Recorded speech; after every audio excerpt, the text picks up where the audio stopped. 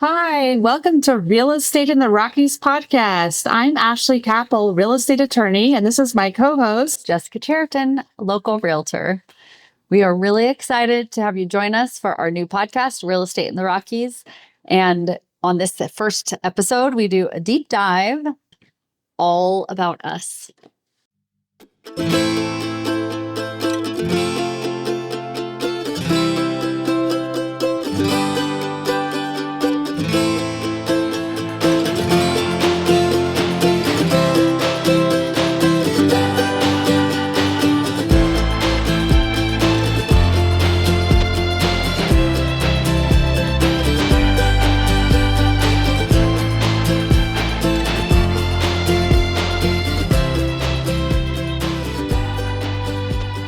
So for our first episode, we wanted to introduce ourselves in a little more depth and help you get to know us. Yeah, so we're going to interview each other. We have some questions we've prepared for each other. These are things I actually am excited to know about, Ashley. Some of them I know a little bit about, but the stories behind your trajectory, well, here to a mountain town, and then, well, really first law, I guess, and then real estate law, and then coming to live in a place like this where you're practicing law in the mountains. Yeah, I'm excited to hear what you have to say too. So can I ask you first? Yeah, Okay. let's start. So how did you end up here in the mountains? What made you build your career here? Well, I grew up coming to Reed, Colorado, which is about 2 hours southwest of Salida, and always knew I wanted to live. I grew up in Texas. I always wanted to live in Colorado, one of those Texas infiltrators. I went to We'll forgive you. I know. Went to school out east, and then I immediately Where'd you go to school? I went to Princeton. Oh, I didn't know that. Yeah. Okay. So after that, I worked for 2 years as a teacher in New Jersey, and then when 9/11 happened, I moved to Denver. Okay. Never been to Denver before. Just knew I wanted to come to the mountains. Was the 9/11 move like wanting to get away from the city and the East Coast? Yeah, but I had always like dreamed of living here ever since I was a kid, and so ultimately, I lived in Denver for over 20 years, met my husband. One day we were driving to Creed to visit my family who was visiting, and ultimately he was like, we were both like, we'd love to have a place in the mountains someday. And so he had said, we're cresting over Kenosha Pass. He had said, have you ever been to Salida? And I was like, no, I have not. And we ended up having coffee in Salida. And Where did you have coffee? Do you remember? it was Brown Dog. Oh, yeah. Okay. Yeah. So we're like around the corner from there, right? Right now. And ultimately, he wanted to go look at the real estate office. And he said, we were not even married at the time. He said, we're looking to buy. We walk in, there's a realtor sitting there, and also local realtor. Who we will interview eventually. Yes, Podcast. will. Yeah. So long story short, fast forward, we ended up we were not looking to buy, but we ended up buying a townhouse in Poncha Springs. That's And awesome. ultimately, when the pandemic hit, my husband was able to go remote, and so we moved down here. Yeah. And I've loved the community and loved the outdoors. So really I enjoy it. feel like you and your husband, right away, you made a home here. It wasn't like 1 foot in and 1 foot out, but you Yeah, jumped in with both feet. we did. Well, the way we met, we should probably say that too. Yeah, Was you built a Arc Valley Women in Business group right. where we did like mixers, and so not just networking, but also instruction on things that would help us in our businesses. You talked and gave a good talk for some of the ladies. You helped all of us get organized. And so then that kind of segued We were kind of on the board together. Yeah. or organizing it, and Yeah. that's how we met. Yes, that's And right. that turned into this, Yeah, which is fun. yeah. So, yeah. So tell me about how you wound up here and building your career here. So I grew up in Colorado. Well, mostly. I can't say people does like native Colorado bumper stickers. That's not entirely true. Yeah. But my dad grew up in Colorado and always planned on coming back, I think. We lived all over when I was younger as he was in his training. And then when I got into middle school. We moved back to Colorado eventually. Okay, well, that's pretty Yeah. So like much eighth grade. It's more than me. Yeah. And I grew up in a small mountain town. Okay. It's called Rye, Colorado. I graduated from Rye High School back in 2000. Go T-Bolts. If anybody ever listens to this. But we had I think there was like 77 kids in my graduating class. Oh, yeah. And the town there's two little towns kind of together, Colorado City and Rye, and maybe less than 10,000 people combined in those two towns. So really similar to Salida. Yeah. What part of the state? It's just through Westcliff. So if you drive up over past Bishop's Castle, San Isabel Lake, and then you end up on the other side of San Isabel National Forest, and that's Rye. And then drive down the mountain a little ways, and that's Colorado City. And it was a really great place to grow up. And I always loved Colorado. Like I lived out east for college. Yeah. I was on the East Coast during 9/11 too. Yeah, I was. Where were you? In my senior year of college, and just say, no, it wouldn't have been my senior year. I'm trying to remember. 2001. So I guess it was my sophomore year of college. And I was walking across campus. I remember when it happened, just like standing in the middle of campus and hearing from another student. Yeah, it was crazy. It was crazy. In college. I was in Virginia at Southern Virginia University in the very southwestern corner of Virginia, like right in the Appalachian Mountains. So pretty area. And long story short, we go through a lot of things, but I loved living out there, and I've spent time in lots of other places. I lived overseas serving a mission for my church. Oh, wow. But Colorado has always been home. Yeah. That's where all my siblings are, my parents are. And then after my husband finished all of his training for his occupation, which is optometry, we were in Pueblo for his first job. And they offered him a position here in Salida because the doctor that was here was retiring. And so we both jumped at the chance because I had spent time in Salida growing up. We skied at Monarch when I was growing up. Right. My dad did ski patrol at Monarch a couple of times. Because he's a doctor, and that was like a nice weekend thing for him to do sometimes. So that's where I have a lot of good memories. And I thought it would be great to raise my kids in a smaller town too. Yeah. And so my husband jumped at the chance. We came here. He ended up eventually buying out the practice.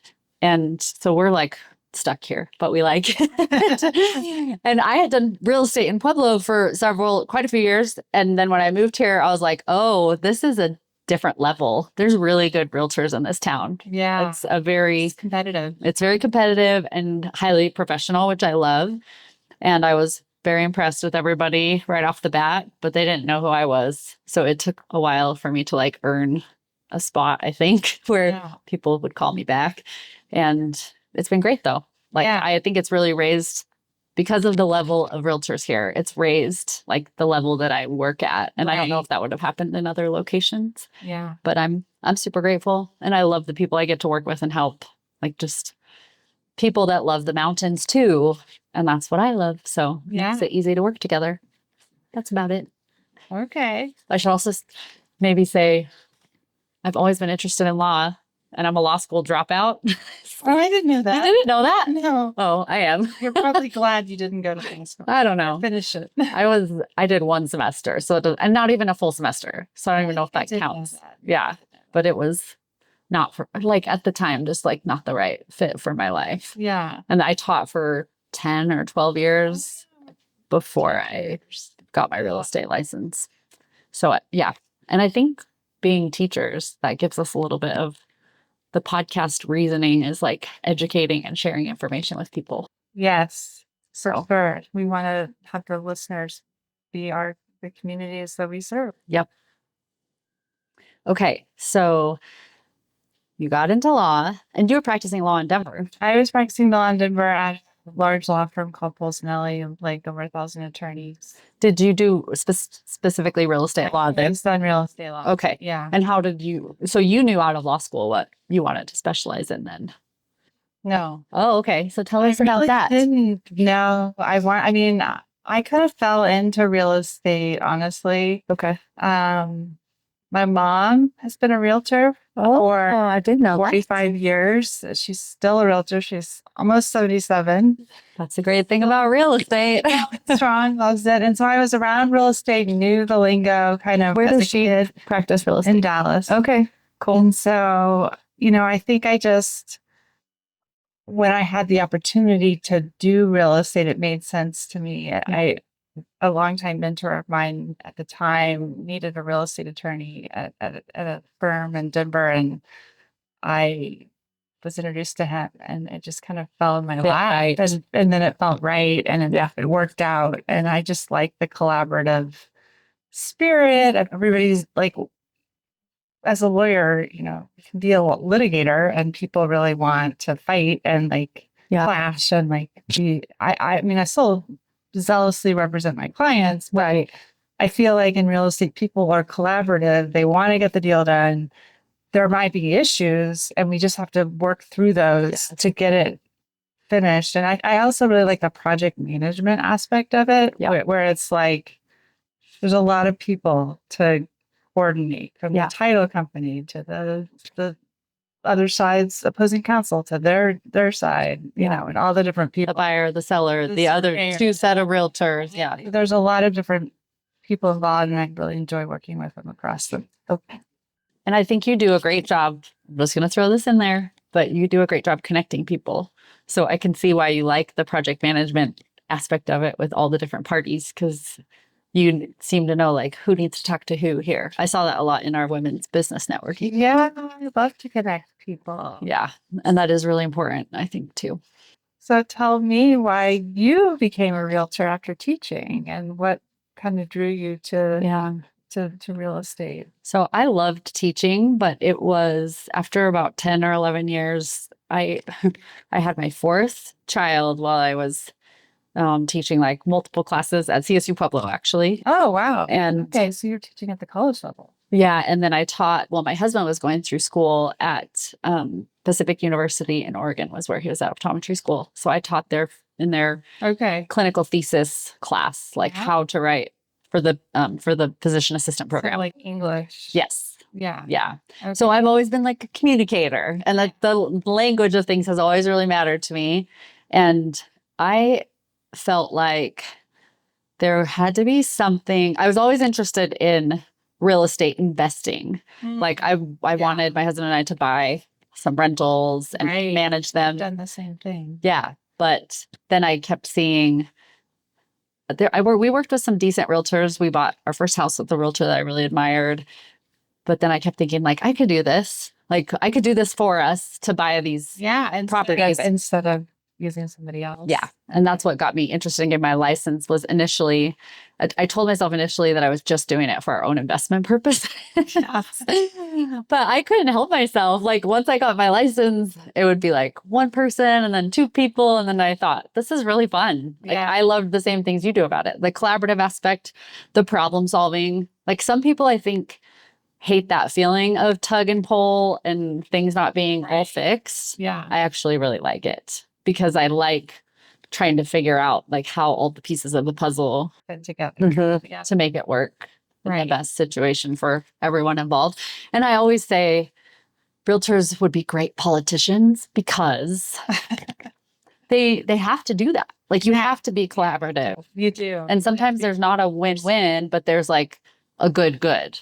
So, so I love, and real estate really, getting my license and becoming a realtor was a better fit for my family's lifestyle. Like I pick up my kids from school. It's more flexible. Yeah. Teaching just didn't allow that, because I had to be there before and after they were. And that made it really difficult. I still get to teach a lot in this group, just different stuff. People about real estate. Yeah. Why does having an attorney involved early change the outcome of a deal? How have you seen that in your practice? Yeah. I mean, I feel like the real advantage of having an attorney, especially in commercial real estate. I mean, I think residential is more fixing problems that come up as they go along. But at the beginning, in commercial, it's protecting the client from making mistakes in due diligence, and then if they're making usually a large investment in this real estate. and just identifying the risks. And, as an attorney, I want the deal to get closed and I want that to happen, but I'm not responsible. Like, I'm not getting paid Based on the deal. based on the deal. So Yeah. I want to educate the client about what could go wrong if they do this. And so I have a few examples that I thought about. So for example, there was a guy buying an investment property, and I suggested doing a phase 1 environmental assessment. And there was mold, asbestos, all these things that came up. That was like $40,000 worth of remediation. And then they also had a lot of inspection issues that came up as well. And, they ultimately didn't buy that property because they didn't want to spend all the money on the remediation, and the seller wouldn't come down on the price. So that was an example of where they like would have not, they didn't buy it because of that due diligence. Another example is, I had a guy buying a big investment property, and I told him to do an Alta survey, which is for listeners, is a much more in-depth, robust survey. And everybody was like, oh, you don't need to do that. And I was like, well, he's going to get institutional financing after he has his seller give financing. And ultimately, that property was in a flood zone.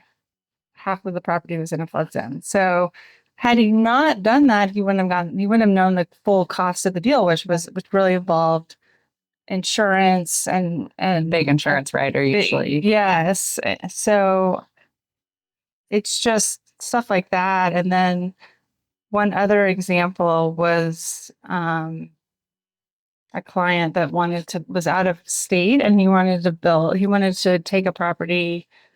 And there's all these short-term rental regulations in small mountain communities. And in this particular deal, he wanted to do short-term rentals. And I was like, you're not a local person. And that, at the time, that was a part of the law and the regulation. So had to pivot and figure out a different way to go about his investment. But he still invested. He did. Yeah. Yeah. We just worked with the local planning and zoning department to kind of so nail that one. I think you're right. Like a little more like due diligence, and the level of due diligence is at a different point when you have you involved as opposed to. Yeah, and I'm trained to read all of those documents and know how to interpret them, and especially commercial. I think residential, can be different. Well, I always think about the amount of deals that most realtors do in a year. Yeah, it's pretty limited. Like average amount is like 10 to, I think 10 to 12 is even a high, a more practiced realtor. Right. And so you need to be turning over like a lot of real estate to be practiced in all of those due diligence methods and what they mean for the buyer. Yeah. So, or the seller, really. Yeah. Yeah. So those are great examples, I think, too. Well, tell me about your world. I'm so curious about your answer to this. What okay, great. Nervous. A good realtor from a great, fantastic realtor like you? I think that's one of the things we just talked about. Like, knowing the level of due diligence that needs to be done and actually putting in the work to do it. Yeah. And that's always something that is hard too, because sometimes it seems like no matter how much work you do ahead of something, there's things still pop up. And I'm sure you see that in your law practice too, where like, I didn't even think to check that. Right. But you try to operate off of a checklist. Yeah. And I think good realtors do too, but great realtors like live and die by their lists. Yeah. So it's every deal goes through like 20 steps, and you are looking at that every day when you sit down to look at paperwork or due diligence process, and not skipping steps so that there's things that get left undone. So, like, what are examples of like due diligence and residential transact. So I would say like mountain properties specifically have Yeah. more steps than regular Yeah. residential real estate because you want to get septic pumped and inspected. Mhm. And you should have if you're representing a seller, you should have them do that before they list the property, right? Right. Or in some of our areas, there's like special water right fees or transfer fees. Yeah. And different neighborhoods have like, there's a community well. Right. And how does that work? And who pays what? Yes. And so there's well and septic. Planning and zoning is way different. It's not just everybody lives in a subdivision. yeah. There's all kinds of title work Right. issues that can be very different for our area than normal city real estate. And I think a great realtor not only like has that list of to-dos, but Yeah. lives and dies by it and then does it a lot. I hate to say it like experience non-community is an understanding a difference. and it's not like a 1 or 2 deals a year that has a well and septic tank. It's like, you think of it, it, you pay attention to it. Who maintains the road to the property? Like who plows it when there's 3 feet of snow in the winter? Right. Do we know? Or utility. yes, all those things. Does it get internet? Sometimes Yes. not. So we're kind of segueing into the next question, which is really like what's different about real estate deals and how like have you had a deal where that it almost didn't close because you had some issue come up and then you sort of were able to figure that out and problem solve it? Well, yeah. And I also have like represented sellers where you go to the seller and you start talking to them about listing and they tell you all the things that went wrong after they bought it because that wasn't done. Like I just went to a listing appointment last week and they were telling me about their 70-acre property, which is beautiful with amazing views and they love it. Yes. But they had to replace the whole well within the first 2 months of owning it because it only pumped a gallon per minute. And they didn't do a well. They didn't do a well test before they bought it. Oh, yeah. Shoot. So just stuff like that is. So sometimes things close with the problems not even being known. But I'm thinking in particular of one property that there was a lot of trees too close to the house, and I had to hire mitigation. An insurance company like wouldn't insure the property, and that can be a big issue out here. So I have someone that would come in and do like a whole tree cleanup and cut stuff down and move stuff back like 20 feet or so from the property. Right. Then we got it. Then we were able to get. We should interview them. That's a good idea. That's a great idea. It's going to turn into a really big business. Yeah. I think especially this summer. Right. So, yeah. Yeah. So what about you? What do you feel like is the most different about doing real estate law here in the mountains? Yeah, it's such a good question. I feel like unfortunately everybody is so friendly, which is good and bad. Yeah. I love it. But then I also see clients like that are relatively sophisticated developers and they're building lots of houses and they do a handshake deal. And I've had that come back to bite them. Like it's gone well for many years and then something happens where they lose a lot of money because they don't have a contract in place to say how. Or there maybe is like writing in place, but it's not legally specific enough.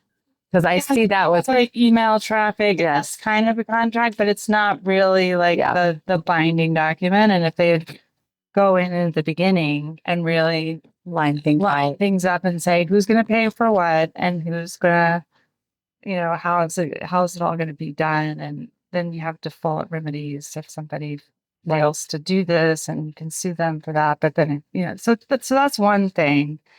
I also see a lot of really complicated zoning laws, and there's just different, each town has its own zoning code, and it's changing all the time too. It always changes. You have to stay up on it. And, I represented this client and we ended up appealing his development because he didn't hire a lawyer to help with him getting the entitlements and the zoning up front. Okay. And so then he had to appeal it, and it made it a lot more complicated and a lot more challenging to get that zoning approved. And there was a lot of heartache, and it didn't go the way he wanted it to go. So that was tough. Well, and I think too that is a good point. Like doing the due diligence or spending the money. Sometimes people like don't want to spend the money Front. then it ends up being more expensive in the long run. And I always say that about working with a realtor too. It's like, go right ahead and do it all yourself. Right. And sometimes that could work out. Like I'm not bagging on that, but a lot of times you save time and money. Something that somebody's going to catch, the professional's going to catch. Right. Or something that you haven't thought of that they might just think of more quickly because they've done it 100 times in the last 2 years instead of once in the last 15. Right. So and I feel like the last thing that I would say about mountain specific, because I did a lot of transactions all over the US when I was in Denver. But in mountain communities specifically, there's all these properties that have been held in families for generations or for long periods of time, or because people are so friendly, they don't document the access easement to their property. And so I've run into, somebody not having access to a parcel of land and having to, I mean, the seller was just sort of grandfathered in through the neighbor to go through the land, but there was no easement documenting that access. And so, things like that happen, and it's just good to have a real estate lawyer put those legal documents in place to, make sure that you have access and there's no encroachments. We could probably do a whole episode on just easements and encroachments, but I'm thinking in my head, like, I can't remember the amount of years, but it's it's not that long of years where if someone's using. Oh, adverse possession. Yeah. If someone's using access to a property for, is it 10 in Colorado? 18. Then that is the way it is. But you still have to fight that. Yeah. With an attorney, usually. Okay. It doesn't always go that way. Go like in your, because it can be controversial and whatnot. But yeah, maybe. Yeah, I was just saying, like, maybe some people probably think that might be boring, but to me, I'm like, oh, let's talk more about that. Yeah, which is why we need a podcast, right? So there you have it. Well, that's all the big questions I have for you. Yeah. Do you want to do the rapid fire questions? Let's do the rapid fire. Do you want to go first? Sure. Okay. Land with a view or walkable to downtown? Oh, land with a view. Okay. Hands down. First job you've ever had? I was a lifeguard and taught swimming lessons. We have that in common too. Okay. You don't even have to ask me that. That's the same as me. Must be the pathway to happiness in life or something. I don't know. Okay. What work would you be doing if money were no object? I really love being volunteering. And just helping. Like I'm the board chair of Shining Mountains Montessori Preschool and love doing that, but I would do more of that. If you could just go do that more hours of the week. Just love the community and love being involved and love helping in good causes. So I love that about you. Probably what I would do. Okay, cool. What is your personal motto? Well, I don't know if it's more of a mantra. It's like everything happens for a reason, because I feel like it just got like dark in here. I feel like when I look back on my life, I can always find the thread through that makes me kind of understand, well, okay, I didn't think I wanted it to go that way, but you're okay that it did. Like, or even glad sometimes. I'm glad that I did, or it worked out. So, favorite book or a book you're reading right now? Oh gosh. I'm reading a book called Give to Grow, which is about kind of providing value as you're trying to offer value to clients. So that's perfect for this too. Yeah, for sure. I like that. I'll borrow it from you. Okay. We've talked about how you have to read all the time for work too. Right. I don't like to read that much for pleasure because that's all I do is read all day long. And what does home mean to you? It means love, like just my family and my husband and my dogs, and just Being with your being people. with my people and being able to relax and be yourself and just, yeah. Well, I love that. all right. So your turn. Okay. Land with a view or walkable downtown? I'm liking walkable downtown. Okay. I like the connectedness of it, Yeah. but it also might be because of just where I'm at with Kids like work and kids. Yeah, yeah, it's easier to closer. just be in and out of things all the time. Right. First job you ever had, we already talked. Lifeguard and swim lessons. Okay. Yep. What would you be doing if money were no object? I've been thinking about this lately, actually. And similarly, I have like some boards I really enjoy being a part of and volunteering. But I would like to get into politics, but I don't. You'd be great at that. The problem is the political party divide Yeah. does not work for I'm registered independent. So it's hard. It's Yeah. hard to pick. I don't know. I don't know how that would go. So probably never going to happen. Politics at the local level. Yeah. Maybe city council. Maybe. Well, I live right outside of city limits. So county commissioner. We'll see. Let's wait a few years. Let's do the podcast first and then we'll see. Right. Maybe we can interview some of those folks and then I'll decide if that sounds like a really good idea or not. Well, I can connect you. Okay. Favorite book or a book you're reading now? Okay. I am reading right now. It's called, why can't I even remember? What's Unreasonable Hospitality. Okay. I started it a few months ago and then I had to take a break. It's really good, but it's about service, just going above and beyond what people would expect. Nice. Yeah, and then I'm usually always reading I read a lot, but I like one nonfiction and one fiction book because I read nonfiction in the morning and I read fiction before bed to turn my brain off. I can't read nonfiction before bed because then I can't fall asleep. Yeah, I'm the same way. So I've liked The Rose Code lately, the Alice Network. They're it's stories about women spies in World War I, World War II. Nice. And then it's fun because it kind of shows the different roles women had that we don't hear about a lot. Hear about a lot. Yeah, it's really they're really fun books. And home, what does it mean to you? Home means to me really similarly to where it's wherever my family is. Yeah. Could be camping, could be home if everybody's there. Or it doesn't have to be our house, but it's just being together. So okay. Yeah. I think that's good. Yeah. Hopefully feel like you know us a little better. Yeah. Something else we have we're looking forward to this podcast and interviewing people in the community and feeling and being kind of the news for our community because real estate touches so many aspects of the world. Yeah, we talked about how planning and zoning is always changing in our area, especially, but all over in the Colorado Mountains. And I think we'll see a lot more of that as our mountain towns grow and grow and grow. And so we'll try to stay on top of those type of things, developments. You work with developers. I work with some developers. Yeah. Try to give you news about what's happening with different things going on. We have some hot issues that are involved. We have some great guests planned. So we're looking forward to introducing you. Thank you. This episode of Real Estate in the Rockies is brought to you by Collegiate Peak Law and Mediation. Hi, I'm Ashley Kappel. I help people make smart, informed decisions when it comes to real estate, especially when things get complex. From contracts to land issues, I'm here to bring clarity and confidence to the legal side of your transaction. I offer legal services and mediation.